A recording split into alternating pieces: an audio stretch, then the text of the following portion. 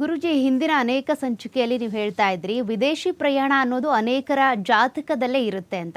ಹಾಗಾಗಿ ಈ ಮೀನ ರಾಶಿಯವರಿಗೆ 12ನೇ ಮನೆಯಲ್ಲಿ ಈ ಗ್ರಹಣ ಸಂಭವಿಸ್ತಾ ಇರೋದ್ರಿಂದ ವಿದೇಶಿ ಪ್ರಯಾಣ ಸಿಗುತ್ತೆ ಅನ್ನುವಂಥ ಒಂದು ಲಾಭ ಸಿಗುತ್ತೆ ಅಂತ ಕೂಡ ಹೇಳ್ತಾ ಇದ್ದಾರೆ. ಹೌದಾ ಗುರುಜಿ? ಖಂಡಿತ. ನಾನು ಮನೆ ಮಾತನಾಡುವಾಗ ಹೇಳ್ತಾ ಇದ್ದೆ ನೋಡಿ, ಯಾರ ಜಾತಕದಲ್ಲಿ ಚಂದ್ರ 12ನೇ ಮನೆಯಲ್ಲಿ ಇದ್ರೆ ವಿದೇಶದಲ್ಲಿ ಹೋಗ್ತಾನೆ, ಎಷ್ಟು ಕಾಲ ಇರಬಹುದು ಅಂದ್ರೆ ಆ ರಾಶಿಯಲ್ಲಿ ಇರುವಂತಹ ಗ್ರಹದ ಆಧಾರದ ಮೇಲೆ ಲೆಕ್ಕಾಚಾರ ಮಾಡಬಹುದು. ಶನಿ 12ನೇ ಮನೆಯಲ್ಲಿ ಇತ್ತು ಅಂತ ಹೇಳಿದ್ರೆ ಅಂಥವ್ರಿಗೂ ಹೆಚ್ಚು ಲಾಭ ಇರುತ್ತೆ. ಯಾಕೆ ಈ ಕಾಂಬಿನೇಷನ್ಸ್ ಬರುತ್ತೆ ಅಂತ ಹೇಳಿದ್ರೆ, ಈ 12ನೇ ಮನೆ ಅಧಿಪತಿ ಲಗ್ನದಲ್ಲಿ ರಾಶಿಯಲ್ಲೇ ಇದ್ದಾನೆ, ಯಾರು? ಶನಿ. ಮತ್ತೆ 12ನೇ ಮನೆಯಲ್ಲಿ ಯಾವ ಗ್ರಹ ಇದೆ? ಚಂದ್ರ ಇದೆ. ಚಂದ್ರ ಯಾರ ಜೊತೆ? ರಾಹುವಿನ ಜೊತೆ ಈ ಗ್ರಹಣಕ್ಕೆ ಈಡಾಗಿರುವಂಥದ್ದಿದೆ. ಇದರಿಂದ ಏನು ಫಲಗಳು ಕೊಡುತ್ತೆ ಅನ್ನುವಂಥದ್ದು ಒಂದು ಲೆಕ್ಕಾಚಾರ ಇದೆ. ನೋಡೋಣ ಮೀನ ರಾಶಿಯವರಿಗೆ ಹೇಗೆಲ್ಲ ಶುಭ ಫಲಗಳು ಕೊಡುತ್ತೆ ಅನ್ನುವಂಥದ್ದು. ನೋಡಿ, ಜನ್ಮ ಶನಿ ಪ್ರಭಾವ ಇರೋದ್ರಿಂದ ಕೆಲಸ ಕಾರ್ಯಗಳಲ್ಲಿ ಸ್ವಲ್ಪ ತೊಂದರೆಗಳು ಉಂಟಾಗುವಂಥದ್ದು ಇರುತ್ತೆ. ಬೇಗ ಕೆಲಸಗಳು ಆಗೋದಿಲ್ಲ, ಇನ್ ಟೈಮ್ಗೆ ಆಗೋದಿಲ್ಲ ಅನ್ನುವಂಥದ್ದು ಹೇಳುತ್ತೆ. ಮತ್ತು ರಾಷ್ಟ್ರಾಧಿಪತಿ ಶನಿ ಕುಜನ ಮೇಲೆ ದೃಷ್ಟಿ ಇರೋದ್ರಿಂದನೂ ಸಹ ಶನಿಯ ಮೇಲೆ ಒಂದಷ್ಟು ಕೆಲಸ ಕಾರ್ಯಗಳು ನಿಧಾನ ಆಗುವಂಥ ಸಾಧ್ಯತೆಗಳು ಕಂಡುಬರುತ್ತೆ. ಪಂಚಮಾಧಿಪತಿ ನಾವು ಯಾವಾಗಲೂ ನೋಡೋಕೆ ಹೋದರೆ ಚಂದ್ರ ಗ್ರಹಣಕ್ಕೀಡಾಗಿರೋದ್ರಿಂದ ರಾಷ್ಟ್ರಾಧಿಪತಿ ಕರ್ಮಸ್ಥಾನ ಮತ್ತು ಲಗ್ನದಲ್ಲಿ ರಾಶಿಯಲ್ಲಿರೋದ್ರಿಂದ ಮತ್ತು 4ನೇ ಮನೆಯಲ್ಲಿ ಕೇಂದ್ರದಲ್ಲಿ ಇರೋದ್ರಿಂದ ಎಲ್ಲ ಕೆಲಸ ಕಾರ್ಯಗಳಲ್ಲಿಯೂ ಉತ್ತಮವಾದಂಥ ಲಾಭವನ್ನು ತಂದುಕೊಡುತ್ತೆ ಅಂತ ಹೇಳುತ್ತೆ. ನೋಡಿ, ನಾನು ಮೇಷರಾಶಿಯವರ ವಿಚಾರದಲ್ಲಿ ಹೇಳಿದ್ವಿ, ಮತ್ತು ವೃಷಭ ರಾಶಿ ವಿಚಾರದಲ್ಲಿ ಹೇಳಿದ್ದೇವೆ, ಚೆನ್ನಾಗಿದೆ ವೃಷಭ ರಾಶಿಯವರ ಅಭಿವೃದ್ಧಿ, ಒಂದಿಷ್ಟು ಆರೋಗ್ಯ ಪ್ರಾಬ್ಲಮ್ ಬರುತ್ತೆ ಅಂತ.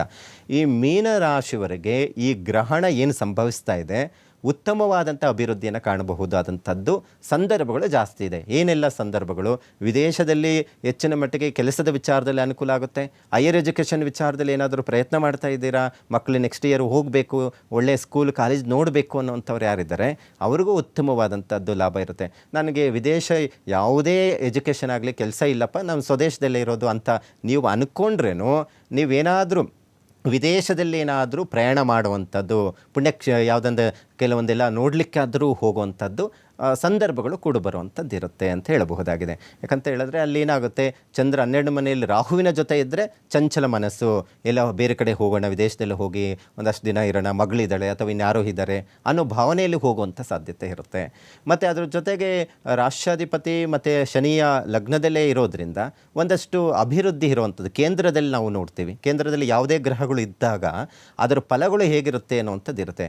1ಕ್ಕೆ 4 ಅಲ್ಲ 10 ಫಲಗಳು ಕೊಡುವಂಥದ್ದು ಇರುತ್ತೆ. ಹಾಗಾಗಿ ಮೀನರಾಶಿಯವರಿಗೆ ನೀವು ಈಗಾಗಲೇ ಗುರುಬಲ ಇಲ್ಲ, ಜನ್ಮಶನಿ ಇರೋದರಿಂದ ಸ್ವಲ್ಪ ಡಿಸ್ಟರ್ಬೆನ್ಸ್ ಆದ್ರೂ ಗ್ರಹಣದ ಪ್ರಭಾವದಿಂದ ಒಂದಷ್ಟು ಶುಭ ಫಲಗಳನ್ನೇ ಕೊಡಲಿಕ್ಕೆ ಸಾಧ್ಯ ಆಗುವಂಥದ್ದು ಇರುತ್ತೆ. ಹಾಗಾಗಿ ಈ ಮೀನರಾಶಿಯವರಿಗೆ ಒಳ್ಳೆಯದೇ ಅನ್ನುವಂಥದ್ದನ್ನು ತಿಳಿಸ್ಕೊಡ್ಬಹುದಾಗಿದೆ. ಗುರುಜಿ, ಚಂದ್ರಗ್ರಹಣಕ್ಕೆ ಸಂಬಂಧಪಟ್ಟಂತೆ 12 ರಾಶಿಗಳಿಗೂ ಆಗುವಂಥ ಲಾಭ ನಷ್ಟ ಪರಿಣಾಮ ಎಲ್ಲವನ್ನ ತಿಳಿಸಿದ್ರೆ, ಹಾಗಾದರೆ ಆಗುವಂಥ ಸಮಸ್ಯೆಗಳಿಗೆ ಯಾವ ರೀತಿ ಪರಿಹಾರ ಕಂಡ್ಕೋಬಹುದು? ನೋಡಿ, ಈಗಾಗಲೇ ಗ್ರಹಣ ಸಂಭವಿಸ್ತಾ ಇರೋದ್ರಿಂದ ಆ ದಿನ ಏನು ಗ್ರಹಣ ಸಂದರ್ಭದಲ್ಲಿ ಆದಷ್ಟು ಸಹ ಮನೆಯಲ್ಲೇ ಇರಿ, ಆಚೆಯಲ್ಲಿ ಓಡಾಡಕ್ಕೆ ಹೋಗ್ಬಿಡಿ. ನಂತರ 8ನೇ ತಾರೀಕು ಪಾಡ್ಯಮಿ ತಿಥಿ ಬರುತ್ತಲ್ಲ, ನಿತ್ಯ ಕರ್ಮಗಳು ಸ್ನಾನಾದಿಗಳನ್ನು ಮಾಡಿ ಆದಷ್ಟು ಸಹ ಯಾವ ರಾಶಿಯಲ್ಲಿ ತೊಂದರೆ ಆಗ್ತಾ ಇದೆ ಅನ್ನುವಂಥದ್ದು ತಿಳಿಸ್ಕೊಟ್ಟಿದ್ದೀನಿ. ಆ ರಾಶಿಯವರು ಆದಷ್ಟು ಸಹ ಉದ್ದಿನ ಬೇಳೆ ಮತ್ತು ಅದ್ರ ಜೊತೆಗೆ ಅಕ್ಕಿ ಮತ್ತು ಚಂದ್ರಬಿಂಬವನ್ನು ಪೂಜೆಯನ್ನು ಮಾಡಿ, ಕೆಂಪು ವಸ್ತ್ರ ಮತ್ತು ಅದರ ಜೊತೆಗೆ ಬಿಳಿ ವಸ್ತ್ರವನ್ನು ಇಟ್ಟು ಪೂಜೆಯನ್ನು ಮಾಡಿ ದಾನ ಮಾಡುವಂಥದ್ದು. ದೇವಸ್ಥಾನಗಳು ಆಗಬಹುದು ಅಥವಾ ಎಲ್ಲಾದರೂ ಅನಾಥಾಶ್ರಮಕ್ಕೆ ಸಂಬಂಧಪಟ್ಟಂಥ ರೀತಿಯಲ್ಲಿ ದಾನ ಕೊಡೋದ್ರಿಂದನೂ ಸಮಸ್ಯೆಗಳಿಂದ ದೂರ ಹೋಗುವಂಥ ಸಾಧ್ಯತೆ ಇರುತ್ತೆ. ಸೊ ಈ ಪರಿಹಾರಗಳನ್ನು ಮಾಡಿಕೊಳ್ಳೋದ್ರಿಂದ ಏನು ಇದೆ ರಕ್ತಚಂದ್ರ ಗ್ರಹಣ, ಇದು ಬರುವಂತಹ ಮುಂದಿನ ದಿನಗಳಲ್ಲಿ ತೊಂದರೆಗಳು ನಿವಾರಣೆ ಆಗಲಿಕ್ಕೆ ಸಾಧ್ಯ ಆಗುತ್ತೆ.